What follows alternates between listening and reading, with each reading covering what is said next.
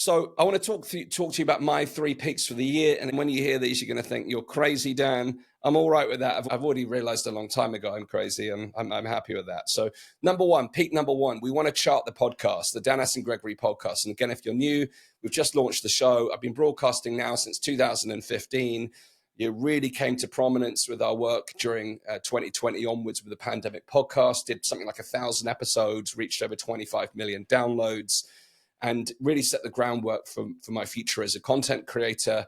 And now we've rebranded the Dan Astin-Gregory Podcast, where we're having bold and fearless conversations about the state of reality, but also drawing it home to how we can live free and prosper. So that's really our focus, is on how do we flourish? How do we optimize our lives? How do we live a good life? So we want to chart the podcast. Our ultimate peak is to become a number one podcast. You know, the likes of Joe Rogan, Stephen Bartlett, I admire them both. And it's going to take work. And I realize, to climb any mountain, you can't, have this false notion of an overnight success story. There's going to be work involved. My goal for this year, on the way to that number one spot, we can chart there temporarily. We have a spike in downloads. We get some great results. It's possible we hit that number one spot even temporarily within the next 12 months. But I want consistency. I would like us to be consistently in the charts, which is a reflection of the effort that we're having, the quality of the conversation, and the fact that we're adding value to your lives. So you can help on that goal by hitting the subscribe button and pressing the share button. Anytime you see my content, that'd be very welcome and very much well received, with gratitude. But that's my number one major focus, is to chart the podcast. We want to get up towards the number one spot. So that's our first major peak. And it's not just being about number one for the moment. It's about spreading bold ideas and conversations that challenge narratives, break down the status quo, and actually present different ideas about how we can move forward as a society, but also how we can create meaningful change in our own lives. So that's number one.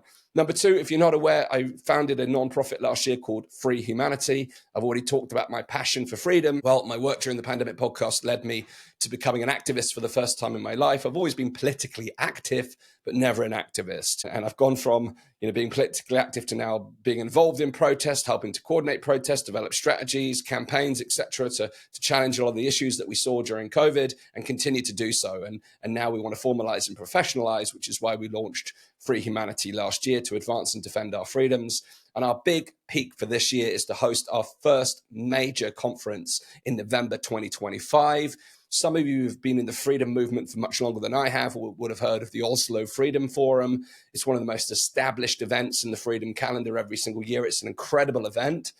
But really, the Oslo Freedom Forum is looking at what I would call the traditional freedom movement, the traditional human rights movement, which looks at oppressive regimes in developing countries and war-torn nations where there could be dictators running the show. And we're dealing with a very different problem here in the West now. It's almost a cultural totalitarianism or a rise of authoritarianism that is permeating the governance structures. But it's not just governance structures and government overreach. It's things like the erosion of free speech, the rise of censorship, some of these fundamental values that are at the very bedrock of a Western developed society. So we play a very different role at Free Humanity. We're really looking to preserve and defend our freedoms and advance our freedoms in the modern developed world. At some point in the future, sure, I have an ambition to extend that reach and join some of those organizations that are working in those troubled countries, whether war-torn or still developing. Sure, I would love to do that in the future, but right now I've been touched personally by the government overreach. Felt like the government was reaching in my door during COVID. So that the passion and the fire right now is there to build an organization, a global movement, culminating in an incredible 3-day event this November. So if that sounds exciting to you, mark your diaries now. I can't give you the specific dates. We're just starting to work on it at this moment. Then the third peak is what I'm bringing back to the table with my Elevate brand. Some of you have heard of Elevate in the last few months. I've kind of tried to bridge my old life with this new life following COVID. Before we even got started on the Pandemic Podcast, I had a brand called Elevate Media, creating our previous content, long before COVID, the Pandemic Podcast came out, putting on events, doing work with entrepreneurs and startups. And really, Elevate, to me, did what it says on the tin. It's here to elevate human consciousness, to elevate human potential. And it's really about human flourishing and how can we live a great life. And it's in that self-improvement space, but right now I've got a whole new vision for it. Having seen almost how in many ways, weak society has become.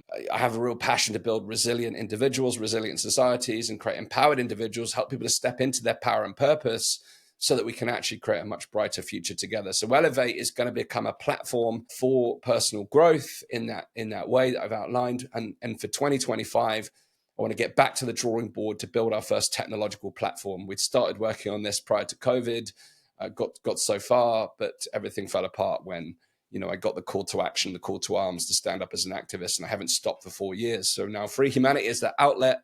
And this year now we want to create our first what's known as a minimum viable product in the tech world. It's a test product to validate that there is a need for what we're putting together there.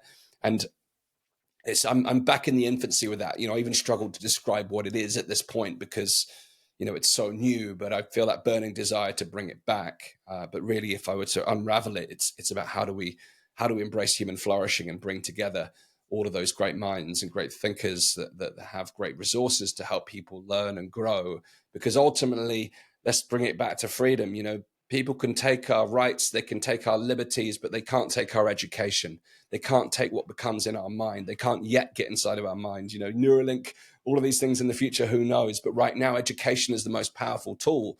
So my goal for Elevate is to become a platform for self-education so that we can each advance and empower ourselves to grow within this unique time in history and navigate this uncertainty and become empowered to actually become the fullest versions of ourselves and live a great life. So that's on the table again for 2025. So again, as I said at the outset, there's a reason perhaps why I speak so fast, is because I'm on the move. These three things: to become a number one podcast, to launch a global freedom movement culminating in a 3-day event in November, and to launch our first micro platform with Elevate to test the product. It's a big year ahead. Those are real 3 peaks. But as I said early on, if it takes longer than 12 months, so be it. So be it. It's where I'm heading, and I know what it takes to get there.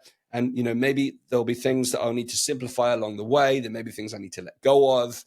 There may be priorities that need to be re-altered, deadlines that need to change. But ultimately, those are the things that fire me up. And they stem from those 3 core values I said at the beginning: freedom, prosperity, and vitality.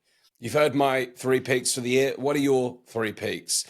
If you want to find out more about the framework that I used to come up with these goals, then do check out the previous episode of Dan's World, where I break down the 3 peaks framework, how to decide on your core themes for the year, your top goals, your 3 peaks, and your 3 key projects each quarter to achieve them.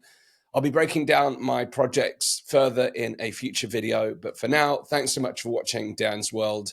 Please do check out the full podcast at Dan Astin-Gregory Podcast. You'll find us on YouTube, Rumble, Spotify, Apple, all the main platforms. And if you'd like to be part of our community of free thinkers inside of the Live Free and Prosper community, then head over to danastingregory.com/supporter. You'll get the chance to see all of our recorded episodes before anyone else. You'll get the chance to join our live studio and actually be part of the live recordings of our guest interviews and much, much more. So once again, that's danastingregory.com/supporter. Hit subscribe. I'll see you again very soon. Live free and prosper.